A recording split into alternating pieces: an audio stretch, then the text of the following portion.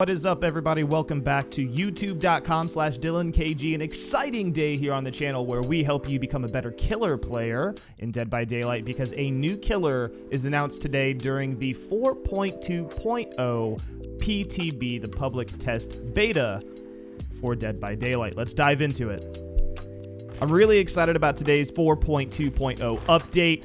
We are getting the Blight, who is a new killer. We are going to be talking about the Yamaoka estate and the Badham Preschool updates visually as well. But we're going to talk about the killer first, because I feel like the killer is more exciting, and I feel like that's what people really want right now. So the Blight is the new killer, and he comes with some interesting perks, of course. So if we look at the perks here, we have Dragon's Grip. After you kick a generator for 30 seconds, the first survivor that interacts with the generator reveals their location for 4 seconds by screaming, and then they become affected with the exposed status effect for 60 seconds. If you don't know the exposed effect, that means that you can get one shot down. So if somebody works on a gen after you kick it with pop, they come back to it, they scream, you get to go over and one shot down them. So it keeps them away from the gen for a good amount of time in theory if they know you have that perk. It's interesting build, interesting build.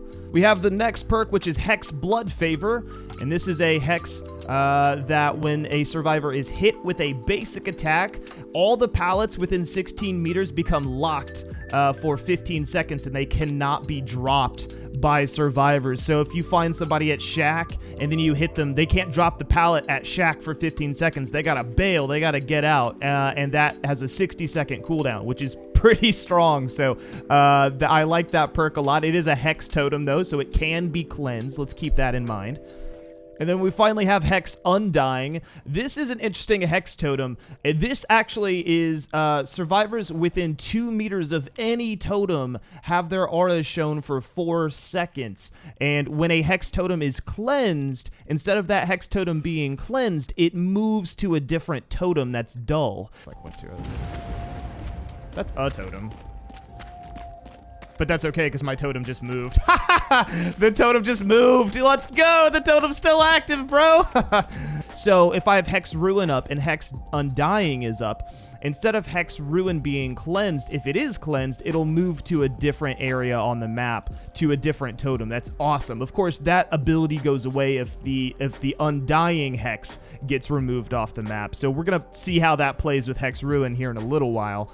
Now we're going to look at the Blighted Corruption ability that the Blight has. So his special ability is called Rush. If you press your power button, you quickly rush forward. This consumes rush tokens. I don't know how many tokens you really have, so we'll see how that goes. While performing the rush, the Blight cannot launch an attack. So you could dash forward, but unlike Oni, you don't get to like swing or anything like that.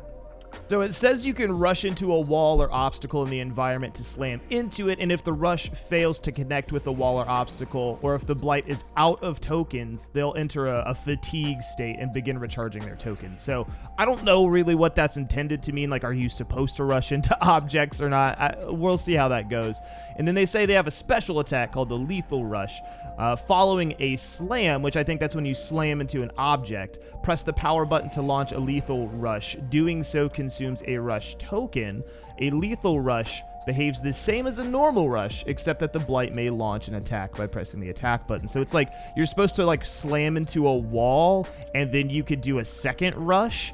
So I don't know. Think of Super Smash Bros. Pikachu's like up B. That's what that feels like to me. I don't know. We'll see how this goes. So that's kind of the gist of like the killer. Obviously, we're going to take a lot of time to get used to him, to learn him, to understand, but his perks are super great. So if nothing else, the perks are amazing coming from him. I think he's going to have a really high skill ceiling, and I think we're going to see people do a lot of crazy stuff. Aside from that, they've added a lot of new offerings. So they have offerings that allow you to cancel other offerings that would send you to a specific realm. They have the Bloody Blueprint, the Torn Blueprint. These allow you to see the aura of the basement hooks at the beginning of the game. And it increases the chances of hooks spawning below the killer shack, or increases it to spawn below the main building, depending on like what you're looking for. Again, there's also offerings that allow you to kind of influence where Hatch actually spawns, which is something they have never done before. So there is the new offering, the Annotated Blueprint, that says basically if the map has a killer shack, the offering will increase the chance that Hatch will spawn within it. And the same thing, Hatch will spawn within the main building. So that's the other for Vigo's Blueprint. Again, they, as part of the 4.2.0, they updated the look of generators, pallets, lockers, and chests. There's new visual effects as well. There's new animations, and the lighting effects are all different. So that's really cool to see, actually. And then they updated the full Springwood Badham Preschool and the Yamaoka Estate maps, which is super exciting. And they increased the chance of being sent there for the first week of the PTB, so everybody could kind of try to see it. They also updated flashlight aiming so that it's like square in the center of the screen instead of up and to the right. So flashlight aim is now different and better. They also fixed a lot of bugs. So Mori misalignment is changed. Death Slinger not hitting people when shooting them. They fixed an issue with Oni, so Oni's blood orbs flickering or Oni not being able to enter Blood Fury. They actually fixed an issue that caused Plague's vomit to arc weirdly, which we've noticed in my stream before. They fixed an issue that caused Trapper's Bear Trap aura to not appear during the tutorial, which I didn't know that was a thing.